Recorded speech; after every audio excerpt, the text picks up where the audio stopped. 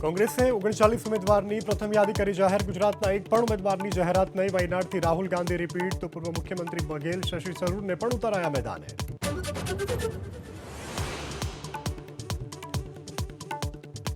મુખ્યમંત્રી ભૂપેન્દ્ર પટેલની મહિલા દિવસે મહિલા ધારાસભ્યોને વિશેષ ભેટ. મહિલા ધારાસભ્યોને પોતાના વિસ્તારમાં રોડ રસ્તા કામ માટે ₹1.25 કરોડની વધારાની ફાળવાશે ગ્રાન્ટ.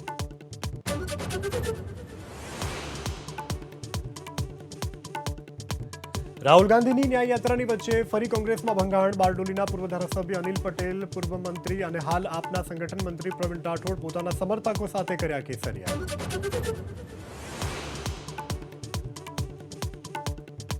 ચૂંટણી પંચ પહેલા ધારાસભ્ય રમણ પાટકરની ભવિષ્યવાણી. 15 માર્ચથી આચારસંહિતા લાગુ થવાનો કર્યો દાવો. નારગોલમાં એક કાર્યક્રમમાં ધારાસભ્ય બોલ બચ્યા.